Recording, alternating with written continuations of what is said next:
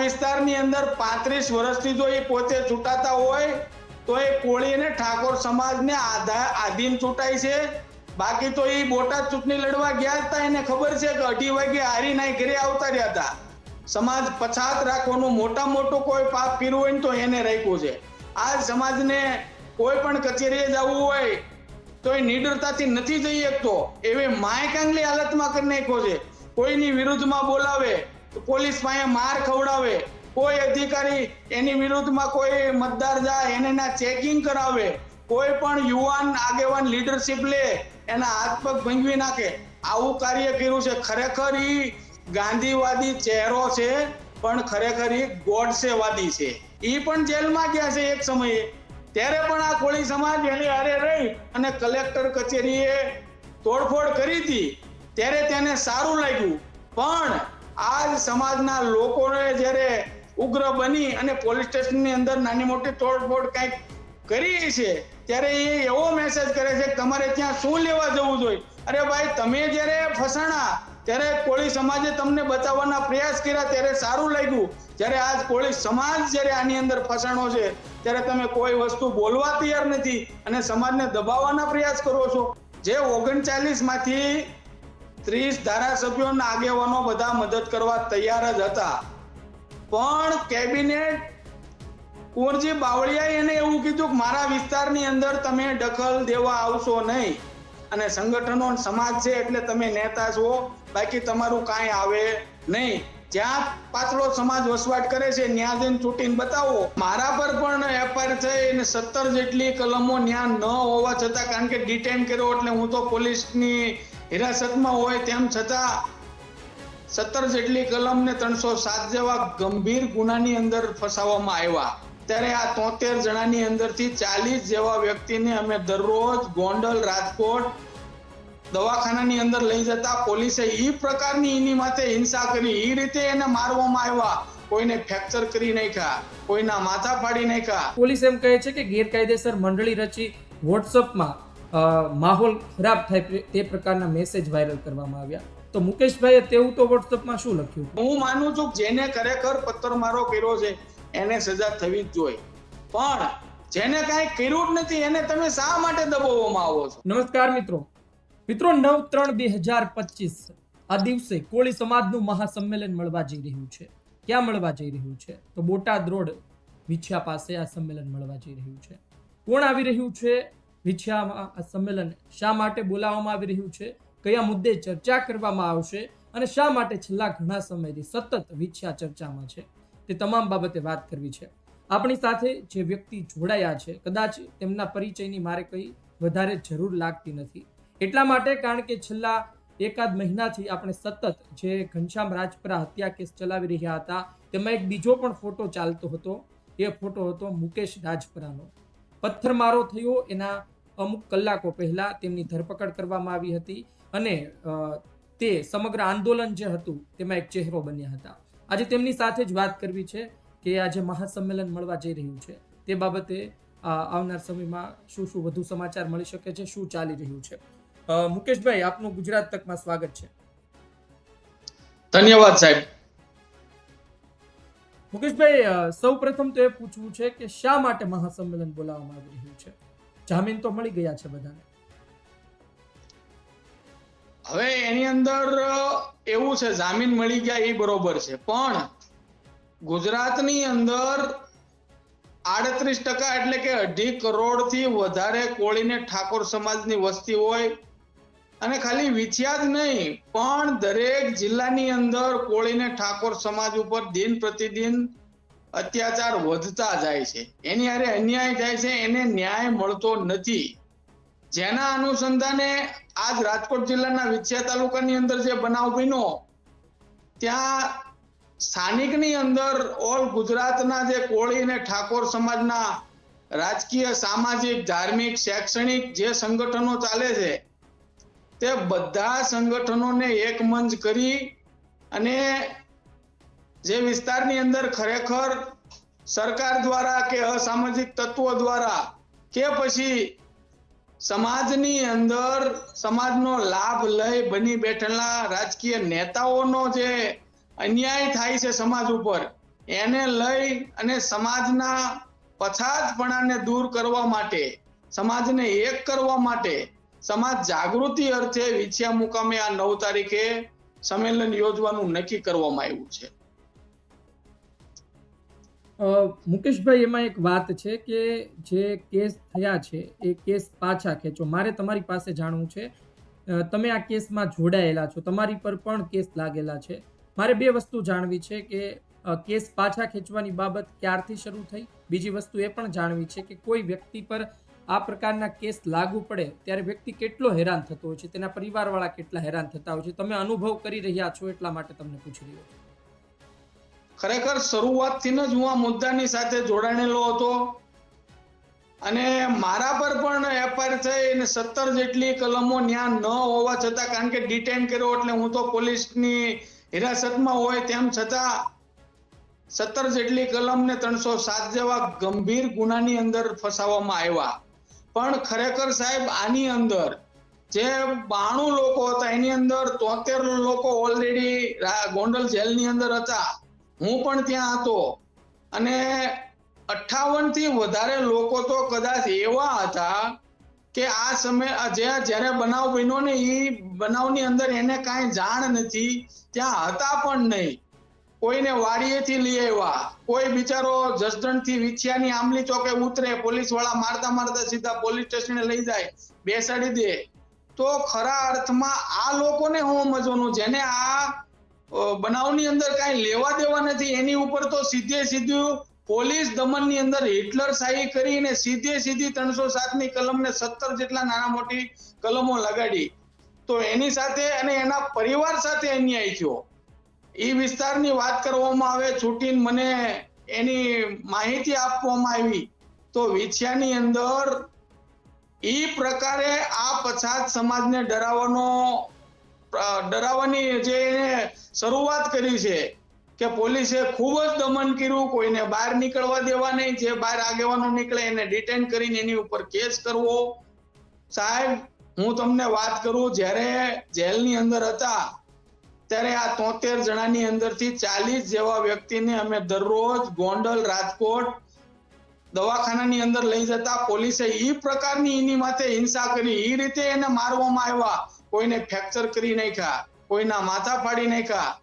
તો પોલીસ ઉપર કોઈ જાતની, જો આ દેશની અંદર કાયદો બધાને સમાન લાગુ પડતો હોય તો માત્ર જે લોકો હતા જ નહીં એના માટે કલંક લાગી ગયું અને પોલીસે દમન કર્યું, એ બચી જાય, એ કઈ રીતે ચલાવી લેવામાં આવે.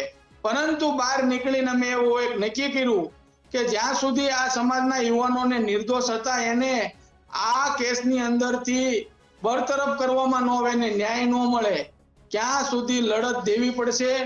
એ સમાજ હોય કે સમાજ વિરોધી પરિબળો હોય, એની સામે લડ્યા વગર છૂટકો જ નથી. કારણ કે ક્યાં સુધી નાના માણસને સમાજને ડરાવવામાં આવશે. રાત્રે જેલની અંદર 50% થી વધારે નાના છોકરાઓ હતા, એ બિચારા રડવા લાગે, ઘર આંબરી જાય. આવું ખૂબ ગંભીર પરિસ્થિતિનું સર્જન થયું, પરંતુ આ પ્રશાસન કે રાજકીય નેતાઓના પેટનું પાણી હેલું નહીં.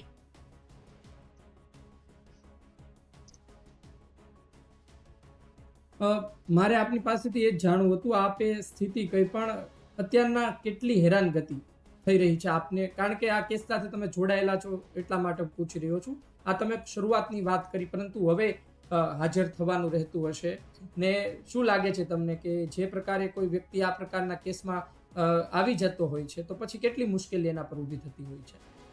મુશ્કેલીઓ તો ઓલરેડી સાહેબ ઘણી બધી પડે, કારણ કે જે કેસની અંદર એ લોકો જ્યારે એને આ પ્રકારે ફસાવવામાં આવે ત્યારે એને પોલીસ સ્ટેશને ધક્કા ખાય, કોર્ટની અંદર ધક્કા થાય. જેને ખરેખર જેને કઈ કર્યું જ નથી તો એ નિર્દોષનો શું વાત? એ લોકોને ખર્ચો થાય, ધક્કાધક્કી થાય, એનો પરિવાર બધો સતત ચિંતાની અંદર રહે. તો ખરેખર એની સાથે અન્યાય થયો છે તો સરકારે પણ વિચારવું જોઈએ. અને અમે તો ભારતના રાષ્ટ્રપતિ પાસે માંગણી કરી છે કે ખરેખર આ કેસની અંદર સંપૂર્ણપણે તપાસ કરવામાં આવે કે ખરેખર આની અંદર પોલીસ વાળાને કોઈ પણ પૂર્વ પરવાનગી વગર આ પ્રકારે એને દમન કર્યું છે તો આ લોકોને ખરેખર સંપૂર્ણપણે એને તપાસ કરી એને ન્યાયિક તપાસ કરવી જરૂરી છે. મારે એ જાણવું છે, મહાસંમેલન પર આવી રહ્યો છું, પરંતુ વચ્ચે એ વાત જાણવી છે કે મેં જ્યારે તમારા પર ફરિયાદ દાખલ થઈ અને મેં થોડો અભ્યાસ કર્યો ત્યારે ખબર પડી કે તમારી ધરપકડ કરી હતી કે ભાઈ ચાલો રૂટ નક્કી કરીએ, અને એ પ્રકારના આક્ષેપ પણ થતા રહ્યા કે ભાઈ રૂટ નક્કી કરવાના બહાને અમારી ધરપકડ કરી ને પછી બેસાડી દેવામાં આવ્યા. વાત એ છે કે પોલીસ એમ કહે છે કે ગેરકાયદેસર મંડળી રચી વોટ્સઅપમાં માહોલ ખરાબ થાય તે પ્રકારના મેસેજ વાયરલ કરવામાં આવ્યા. તો મુકેશભાઈએ તેવું તો વોટ્સઅપમાં શું લખ્યું હતું? એની અંદર કોઈ પ્રકારનું એવું લખ્યું નતું.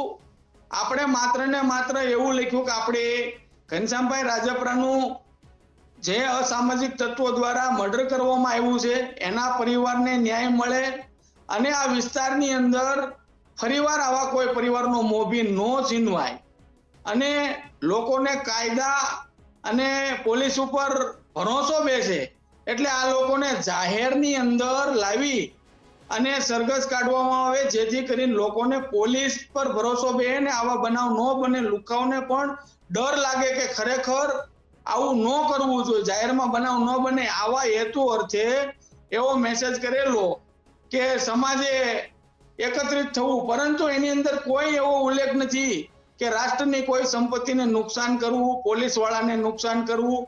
માત્ર ને માત્ર ગાંધી ચિંધા માર્ગે આપણે કચેરીએ જઈ, કચેરી એટલે કે મામલતદાર કચેરીએ જઈને બેસવું, પરંતુ પોલીસ વાળાની બેદરકારી, એ લોકોએ જે કાર્યક્રમ શરૂ થાય એને પહેલા એટલે કે પથ્થરમારો થયો 5 થી 6 વાગે, મને ઉપાડી લીધો 1:30 વાગે, 1:30 થી 2 ગાળાની અંદર પબ્લિકને એમ થયું કે મુકેશ રાજપરાને આ લોકો લઈ ગયા છે પોલીસ સ્ટેશને. એટલા માટે આ લોકો પોલીસ સ્ટેશને પૂછવા ગયા કે ખરેખર તમે અમારા આગેવાનને ક્યાં લઈ ગયા છો. એટલા માટે જાણી જોઈ જો આઈને ડિટેન કરે તો કોઈ વસ્તુ બનવાની જ નથી, પરંતુ આ આખો મુદ્દાને ડાયવર્ટ કરવામાં આવ્યો. પહેલા લોકોને બચાવવામાં આવ્યા મર્ડર કરતાઓને, અને આ લોકોને 92 જેટલા લોકોને ફસાવવામાં આવ્યા. પોલીસની બેદરકારીના લીધે જ આ આખો મુદ્દો ક્રિએટ થયો છે. આપણે ફરી મહાસંમેલન પર આવીએ. કોળી સમાજનું મહાસંમેલન મળવા જઈ રહ્યું છે. આઈડિયા ક્યાંથી આવ્યો, ક્યારે નક્કી કરવામાં આવ્યું, બેઠકો કેટલી થઈ, કોણ કોણ હાજર રહ્યું? આ આઈડિયા, મારી વાત સાંભળો, જ્યારે 73 લોકો જેલની અંદર હતા ત્યારે ન્યાય માટે લડવાનું એક પ્લાનિંગ હતું કે ખરેખર આ પ્રકારે કોઈ પણ જાતનો જેને ગુનો કર્યો નથી, પૂછા ઘાયસા વગર આપણને ડરાવી ધમકાવી મારીને સીધા જેલની અંદર નાખી દે, તો ખરેખર આ દેશની અંદર જો કાયદો વ્યવસ્થો હોય તો સમાજની તાકાતથી સમાજે એક મંચ થઈ અને આ સરકાર જે દમન કરે છે એને પણ આપણે બતાવવું પડે એક થઈ કે ખરેખર આ ગુજરાતની અંદર 2.5 કરોડ જેવી વસ્તી ધરાવતા સમાજ સાથે અન્યાય થાય છે, વારંવાર આવું બને છે. એટલા માટે એક મોટું સંમેલન યોજી એની અંદર લોકોને, સમાજના લોકોને માહિતગાર કરવા, જાગૃત કરવા, એની અંદર ઈ પણ દર્શાવો. અમે લોકો કહેવાના છીએ કે ખરેખર ગુજરાતની અંદર, હું તો વારંવાર કહું છું કે કાયદો વ્યવસ્થાનું પાલન કરતી પોલીસ ઉપર પ્રજાને પૂરેપૂરો ભરોસો હોવો જોઈએ.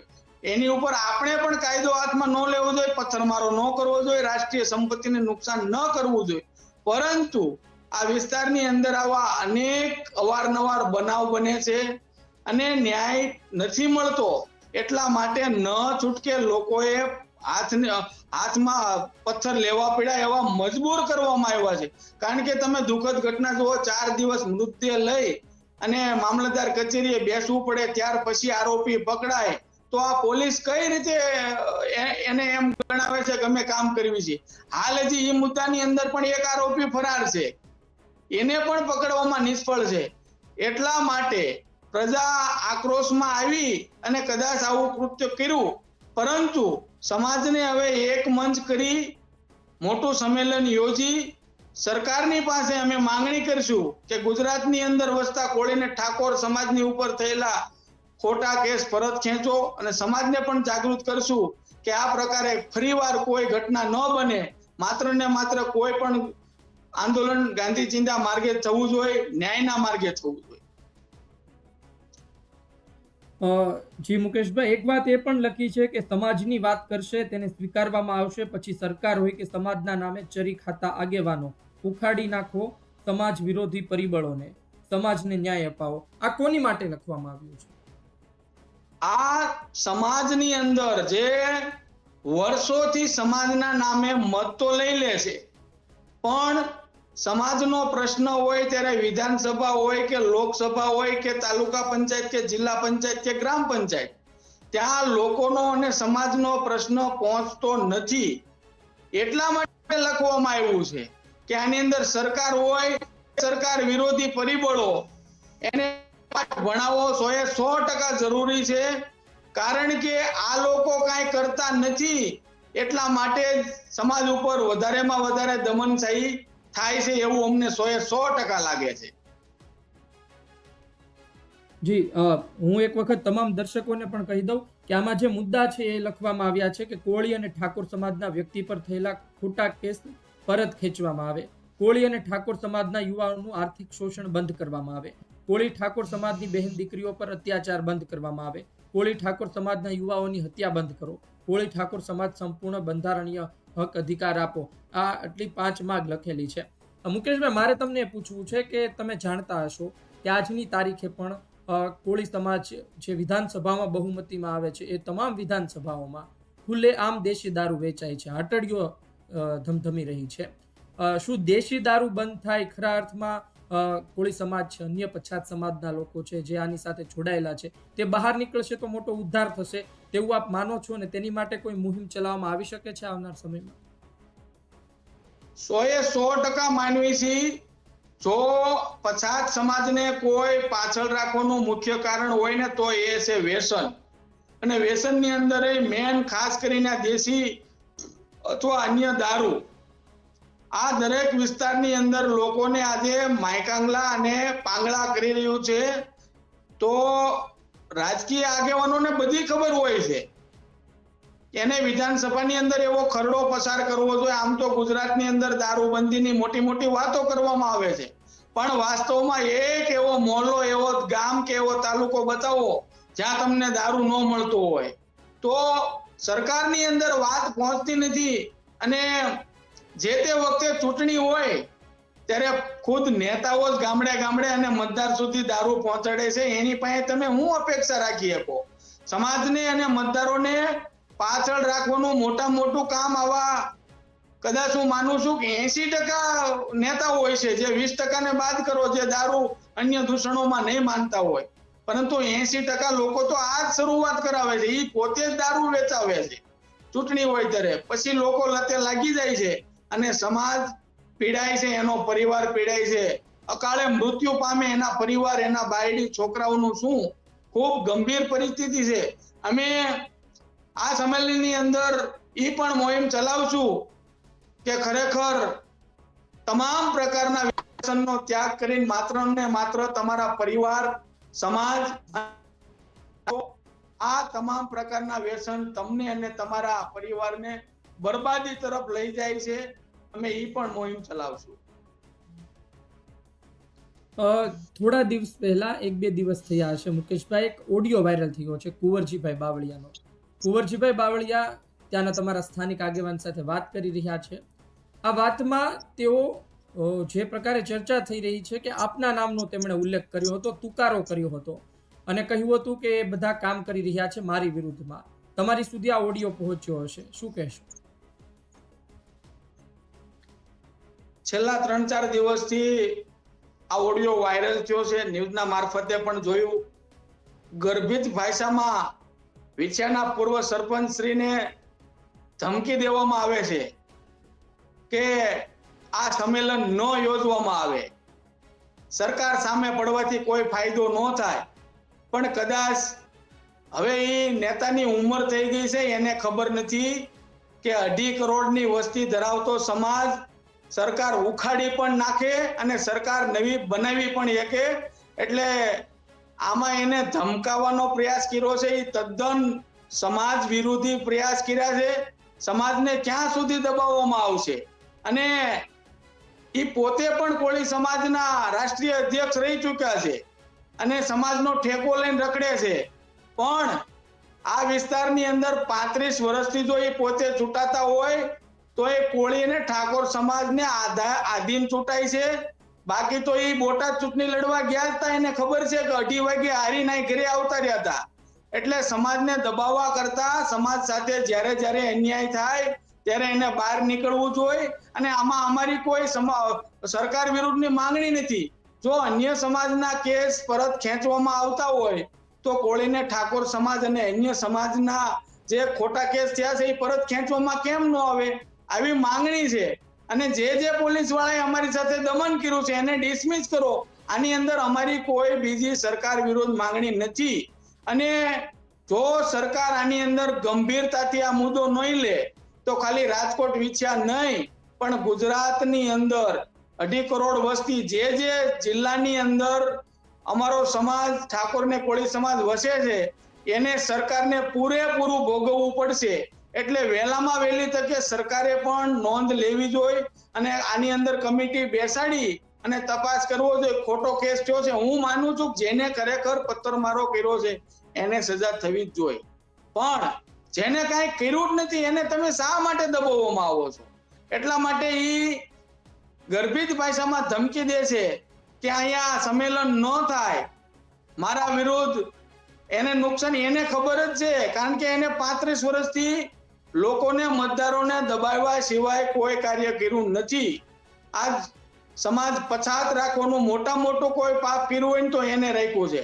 આજ સમાજને કોઈ પણ કચેરીએ જવું હોય તો એ નિડરતાથી નથી જઈ શકતો એવી માયકાંગલી હાલતમાં કરી નાખ્યો છે. કોઈની વિરુદ્ધમાં બોલાવે તો પોલીસ પાસે માર ખવડાવે, કોઈ અધિકારી એની વિરુદ્ધમાં કોઈ મતદાર જાય એને ચેકિંગ કરાવે, કોઈ પણ યુવાન આગેવાન લીડરશિપ લે એના હાથ પગ ભંગવી નાખે.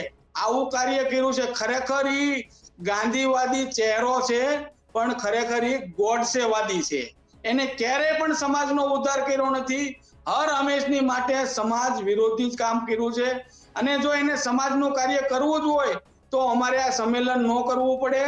એને સરકારમાં બેઠા છે તો સરકારની અંદર એને વાતચીત કરી અને આ કેસનું સોલ્વ લાવવું પડે. કેસ પણ ઉડાડી, ખોટો કેસ છે તો ઉડાડી દેવો પડે અને જે પોલીસ વાળાએ દમન કર્યું છે એને બરતરફ કરી દેવા પડે. અને પીડિત પરિવાર છે, હાલ આ સંમેલનનો સાહેબ એક જ હેતુ છે કે સંમેલન યોજાય તો અમે ત્યાં ઘનશ્યામભાઈને હાલ અત્યારે ઈ તો એનું મર્ડર થઈ ગયું, એનો પરિવાર રજડે છે, એની પાસે મકાન પણ નથી.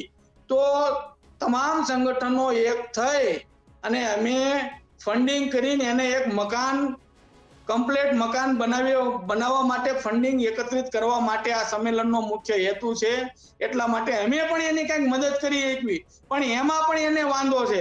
સરકારની અંદર બેઠા છે, 100 વાર પ્લોટ તો એને નથી અપાવી શકતા, એને કાંઈ મદદ તો નથી કરી શકતા. પણ અમે જ્યારે આવું કોઈ કાર્ય કરવી ત્યારે એને ખૂબ પેટમાં દુખાવો છે. પણ ગુજરાતભરના અને રાજકોટ જિલ્લાના તમામ આગેવાનો હવે એને ઓળખી ગયા છે. એનાથી કોઈ બીવાનું નથી અને ખરેખર કોઈએ ડરવું પણ ન જોઈએ. આપણે ખોટું કામ કરવું જ નથી તો ડરવાનું કેમ ભાઈ? એક જ વાત છે, ખોટું કરવું હોય એને બીવાની જરૂર છે. ખોટું તો એ પોતે કરે છે. એને કેટલું ભૂતકાળની અંદર ખોટું કર્યું છે, એ પણ જેલમાં ગયા છે એક સમયે. ત્યારે પણ આ કોળી સમાજ એની હારે રહી અને કલેક્ટર કચેરીએ તોડફોડ કરી હતી ત્યારે તેને સારું લાગ્યું. પણ આજ સમાજના લોકોને જ્યારે ઉગ્ર બની અને પોલીસ સ્ટેશનની અંદર નાની મોટી તોડફોડ કંઈક કરી છે ત્યારે એ એવો મેસેજ કરે છે કે તમારે ત્યાં શું લેવા જવું જોઈએ? અરે ભાઈ, તમે જ્યારે ફસાણા ત્યારે કોળી સમાજે તમને બચાવવાના પ્રયાસ કર્યા ત્યારે સારું લાગ્યું. જ્યારે આજ કોળી સમાજ જ્યારે આની અંદર ફસાણો છે ત્યારે તમે કોઈ વસ્તુ બોલવા તૈયાર નથી અને સમાજને દબાવવાના પ્રયાસ કરો છો. ક્યાં સુધી સમાજ દબાશે?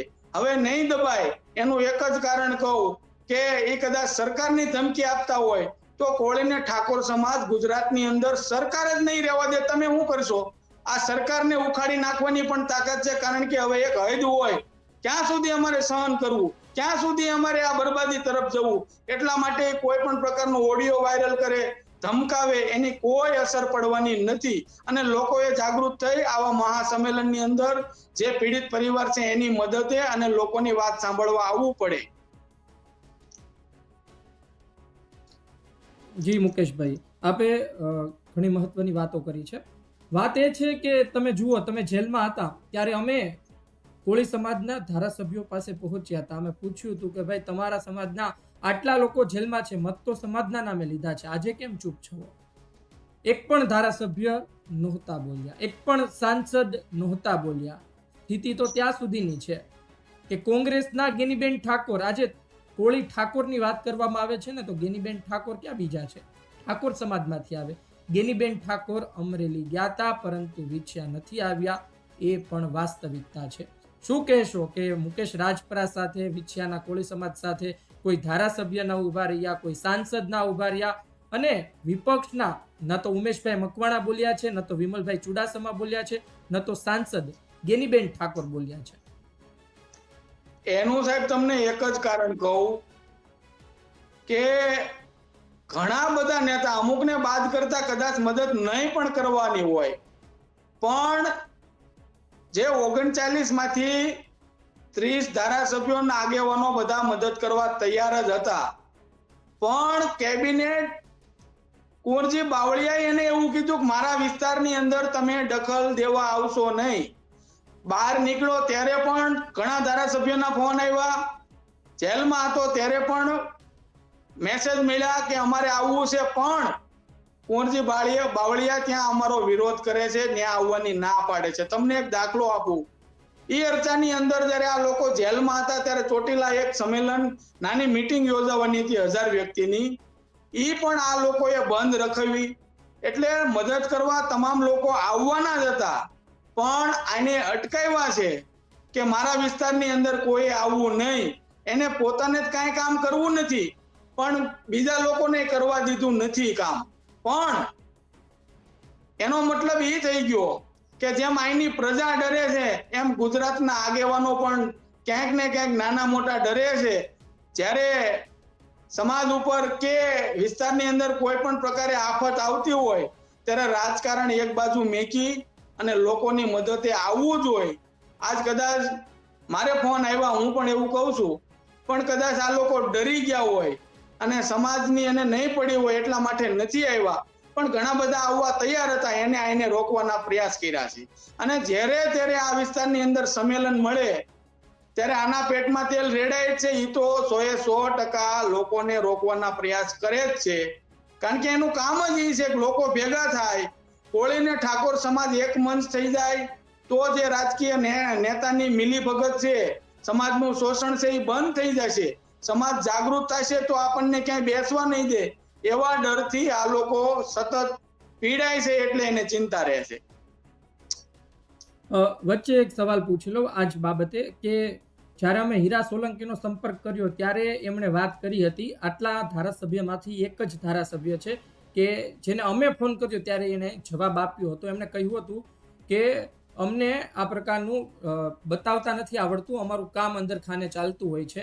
અને ચોટીલાના ધારાસભ્યની પણ વાત આવી હતી. શું ખરા અર્થમાં બંને મદદ કરી છે તમને ને બીજા જે મિત્રો જેલમાં હતા તેમને? કોઈ પણ પ્રકારની મદદ કરી નથી. ખરા અર્થમાં આની અંદર જો કોઈએ મદદ કરી હોય તો પહેલા તો સચોટ બતાવતા આપ જેવા મીડિયા તમામ લોકો, બીજા જે કાયદો અને વ્યવસ્થાનું સંપૂર્ણ જ્ઞાન ધરાવતા વકીલો, એડવોકેટ અને ગુજરાતભરમાં કોળી ને ઠાકોર સમાજના સંગઠનો, આ લોકોએ જ મહેનત કરી છે. કોઈ નેતાએ મહેનત કરી નથી. અને આના લીધે જ કદાચ આ લોકોને પ્રેશર આવ્યું કે લોકો જાગૃત છે, ખોટો કેસ થઈ ગયો છે, પોલીસથી દમન થઈ ગયું છે, એટલા માટે વહેલી તકે જામીન આપવા પડ્યા. બાકી એક પણ નેતાએ ક્યારેય મદદ કરી નથી.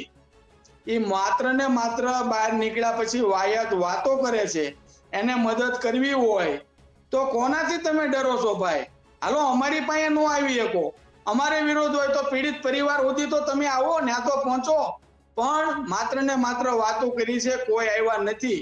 પણ હજી અમે તો જો આ સંમેલનની અંદર રાજકીય, ધાર્મિક, શૈક્ષણિક તમામ લોકોને જાહેર આમંત્રણ આપ્યું છે. હજી પણ સમાજના નામે તમે કાંઈ પણ કરતા હોય અને સમાજની થોડી ઘણી તમને દાજ હોય તો આ સંમેલનની અંદર આવો અને આ સરકારની અંદર માંગ મેકો કે આ લોકોને ખરેખર આની અંદરથી રાહત મળે. એટલે ભારતીય જનતા પાર્ટીના જે ધારાસભ્યો નથી બોલ્યા, આમ તો કોઈ બોલ્યું નથી, એ લોકોને પણ આમંત્રણ આપવામાં આવ્યું છે. તમામ આની અંદર કોઈ પણ જાતનો પક્ષપાત કર્યો નથી. તમામ પાર્ટીના આગેવાનો, તમામ પાર્ટીના નેતાઓ, તમામ સંસ્થાના નેતાઓ જે કોળી ને ઠાકોર સમાજ સંચાલિત છે એને એના માટે મંચ ખુલ્લું મૂકવામાં આવ્યું છે કે તમે પધારો અને અમને આ વાતમાંથી ઉગારો. જો એનામાં ખરેખર ભાજપના ધારાસભ્યમાં તાકાત હોય તો અમારે કદાચ સંમેલન કરવું ન પડે, અમારા મુદ્દાનું સોલ્યુશન કરી દો ને તમે. હજી તો ઘણી વાર છે, સરકાર પાસે જઈને આ કેસ ઉડાડી દો અને જેને અમારી સાથે દમન કર્યું છે એ લોકોને તમે જેલ ભેગા કરો અને પીડિત પરિવારને પૂરતો ન્યાય મળે એવા પ્રયાસ કરો તો કદાચ આવું સમાજ વિરોધી કે કરવું ન પડે. સમાજને એક મંચ ક્યારે થવું પડે? હેરાન શા માટે થવું પડે કે સમાજની અંદર બની બેઠેલા રાજકીય નેતાઓ સમાજનું શોષણ કરીને સમાજના નામે મત માંગતા નેતાઓ કાંઈ કામ કરતા નથી. એટલા માટે સંગઠનોને એક થવું પડે અને આની અંદર તમામ નેતાઓએ પણ બોધપાઠ લેવો જોઈએ કે તમારી કોઈ જરૂર નથી.